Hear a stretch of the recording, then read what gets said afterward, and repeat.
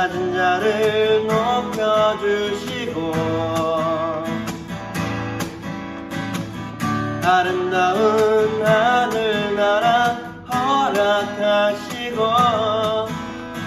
내 모든 것 예비하시네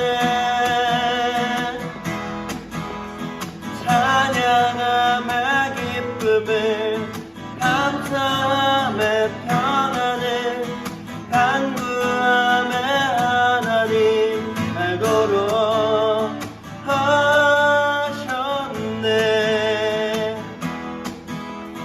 나의 가장 낮은 마음 주님께서 기뻐하시고 작은 일에 기쁨을 느끼게 하시는도다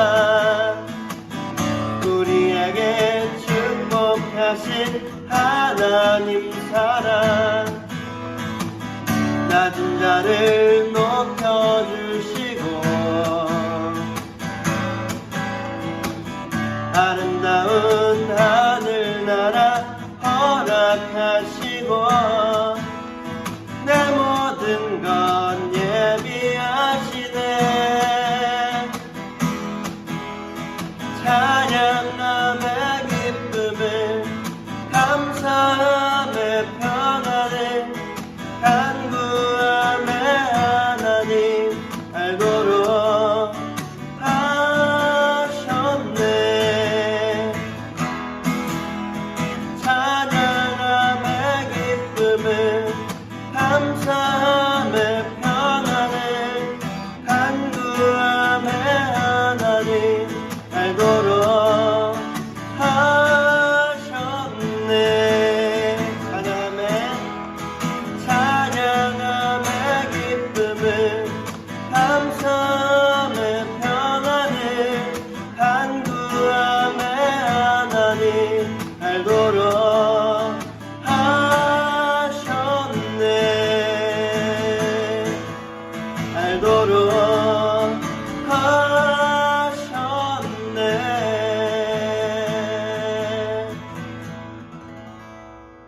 주님 사랑합니다.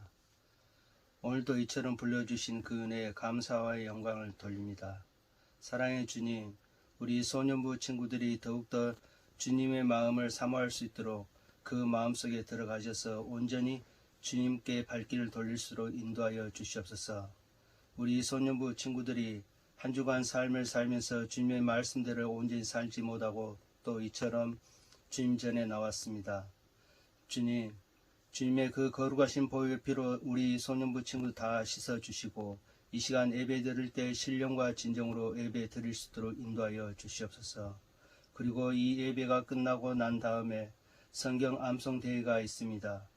주님께서 사랑하셔서 주님의 마음을 우리 소년부 친구들에게 말씀으로 주셨습니다. 그 말씀 더욱더 사모할 수 있도록 인도하여 주셨고 말씀을 전하시는 권사님께 영육간의 강건함을 허락하여 주셔서 소년부 친구들을 다 먹이고 남을 수 있는 영권을 허락하여 역사하여 주시옵소서.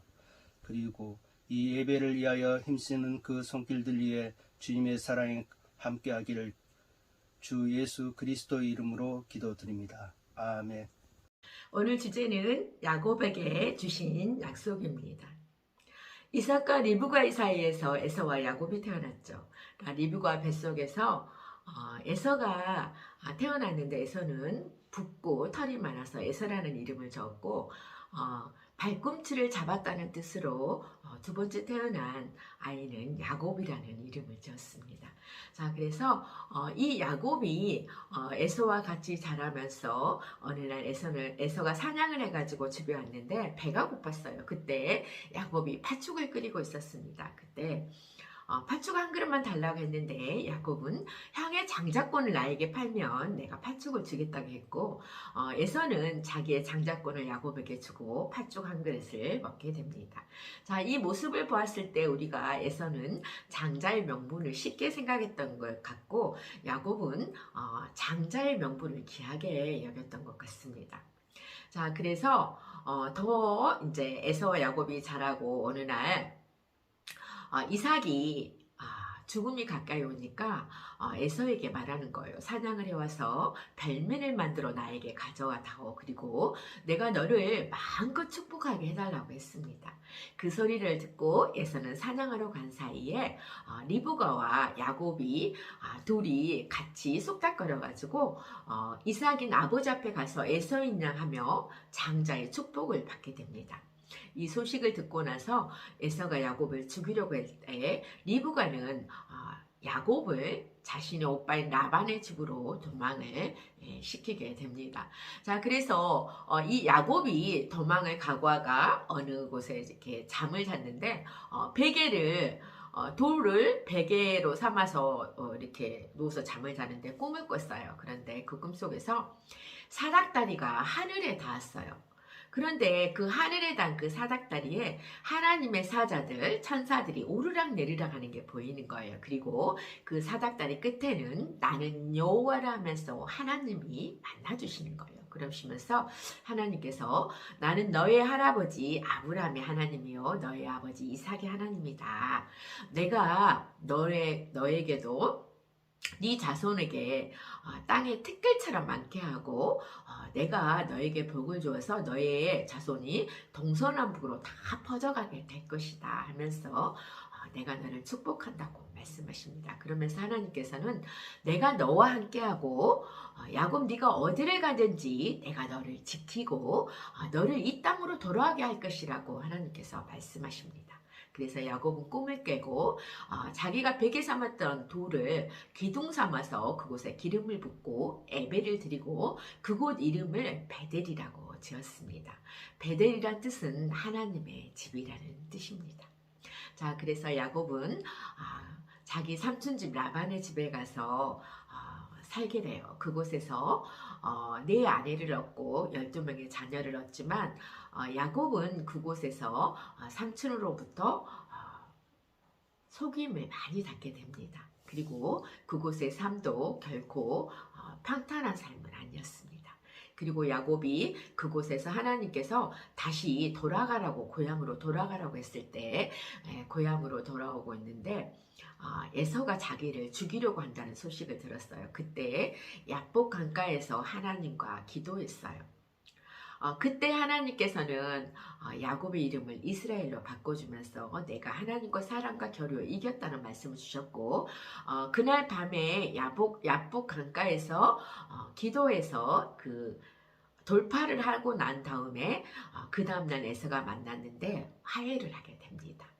자, 그래서 에서를 보면 야곱의 일생의 삶을 보면은 야곱은 하나님께서 내가 너와 함께 한다겠어요. 그리고 내가 너의 자손으로 인하여 동서남북으로 다 땅의 티끌처럼 많게 한다겠어요. 그리고 너로 인해서 이 땅의 모든 족속이 복을 얻을 것이라고 하였습니다.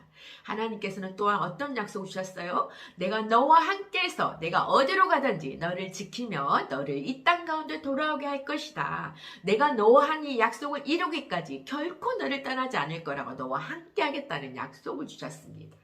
자, 그런데 하나님께서는 이 약속을 가지고 살아온 야곱의 삶이 야곱이 나중에 이집트의 바로 왕 앞에서 고백하는 게 있어요. 나는 험난한 세월을 살았다고 이렇게 고백합니다.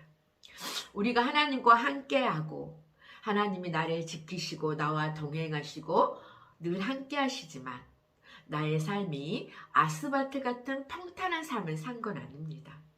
야곱은 라반 삼촌 집에서 부인을 얻는데 라헬을 얻기 위해서 7년을 봉사했는데 어땠어요?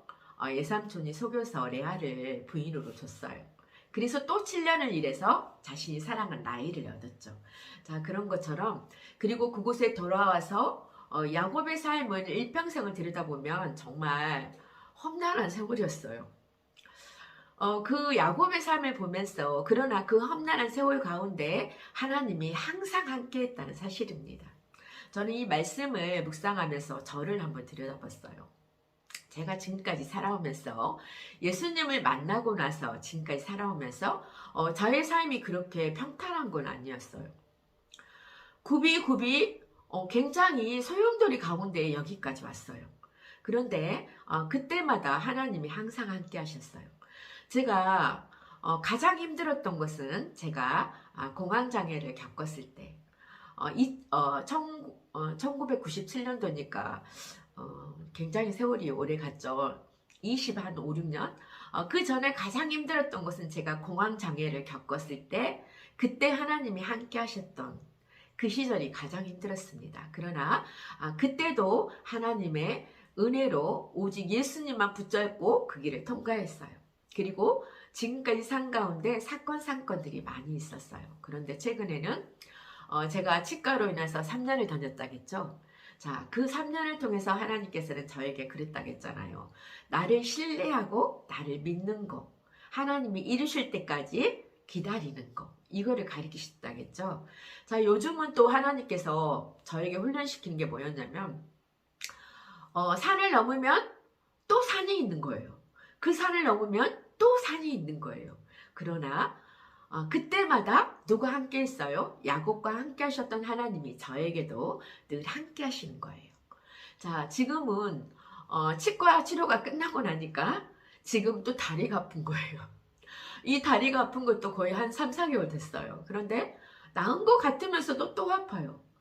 그래서 나았나 싶으면 또 아파요. 그래서 늘 힘들어요. 그런데 제가 다리가 아파도 한 가지 절대로 빼먹지 않는 건 있습니다.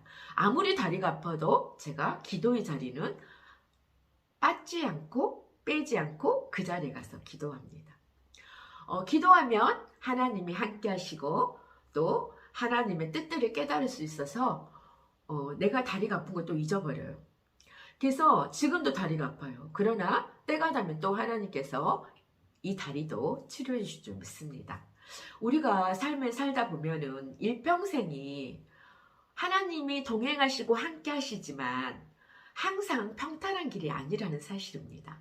예수 믿는다고 해서 평탄한 게 아니에요. 예수 믿어도 가시밭길, 돌밭길, 험난한 길이 계속 있어요. 그러나 내가 가시밭길을 걸을 때도 하나님이 함께 하셨고 내가 슬픔 가운데 있을 때도 하나님이 함께 하셨고 내가 다리가 아파서 기도하러 가는데 7분이면 간 거리를 30분 이상을 걸어서 가야 되는데도 하나님이 함께 하시는 거예요. 그런데 요즘은 제가 묵상할 때 무슨 생각이 드냐면 예수님을 모르는 사람들은 이 땅의 삶을 어떻게 살아내지? 이렇게 굽이굽이에 내 앞에 있는 이런 돌파구들을 하나님께 기도하면서 하나님이 함께 하셨을 때 이걸 돌파할 수 있는데 예수 그리스도를 모르는 사람들은 어떻게 이 힘든 일들을 통과하면서 살아내고 살아가지? 이런 생각이 들어요. 그래서 예수를 믿어도 우리의 삶 가운데 늘 이 걸림돌들이 천국 가는 그날까지 있는 것 같아요. 그러나 중요한 것은 야곱에게 하나님이 약속하셨잖아요. 내가 너와 함께해서 네가 어디로 가든지 너를 지키고 너를 이 땅 가운데 돌아오게 할 것이다. 내가 너의 자손으로 땅의 티끌처럼 동서남북으로 다 가득 찰 정도로 너의 자손을 축복하시겠다는 그 약속. 내가 이 약속을 이루기까지 내가 결코 너를 떠나지 않겠다는 약속은 내가 너와 함께 하겠다는, 끝까지 함께 하겠다는 약속이잖아요. 저도 하나님께서 제가 천국 가는 그날까지 저와 함께 하셔서 저에게 이렇게 계속 일어난 이 걸림돌들을 주님과 함께함으로 다 돌파하고 천국 가는 그날까지 승리할 줄 저는 믿습니다. 그런데 제가 예수 그리스도 성령 하나님과 함께 하시기 때문에 이 일이 힘든지 모르고 돌밭인지 가시밭길인지를 모르는 거예요. 가시밭길은 가시가 꾹꾹 찌르잖아요. 돌밭도 아프잖아요. 그런데 나에게 힘든 일이 아픈지 모르고 지나가는 거예요. 지금은 다리가 아파서 제가 되게 많이 불편해요. 그러나 이 불편함도 하나님이 이유가 있으시겠죠? 저는 항상 하나님께서 어떤 고난을 주시면 이 고난이 우연이 없다고 생각해요. 하나님이 뭔가 이 고난을 통해서 내가 깨달아야 될 것이 있다고 믿습니다. 우리 모두 한 주간 예수님께 의지하면서 기도하면서 나의 앞에 있는 걸림돌들을 돌파하기를 축복합니다. 자, 이번 주 퀴즈 나갑니다. 야곱이 잠을 자는데 꿈을 꿨어요. 그런데 사닥다리가 하늘에 닿았죠. 그래서 천사들이 오르락내리락 하고 여호와 하나님을 만났습니다. 그래서 야곱이 꿈을 깨고 그곳에 자기가 베개로 삼았던 돌을 기둥을 삼아서 기름을 붓고 예배를 드리고 그곳을 무엇이라고 이름을 지었나요? 그 이름을 댓글에 달아주세요. 자, 이번 주 말씀 적용 나갑니다. 하나님께서는 야곱에게 말씀하시죠. 내가 어디를 가든지 너를 지키며 너를 이 땅 가운데 돌아오게 할 것이다. 내가 너와 함께 하겠다. 내가 너에게 한 약속을 이루기까지 너와 함께 하겠다고 하셨습니다. 그래서 이번 주 말씀 적용은 함께 하기입니다. 나의 도움이 필요한 자에게 함께 하기입니다.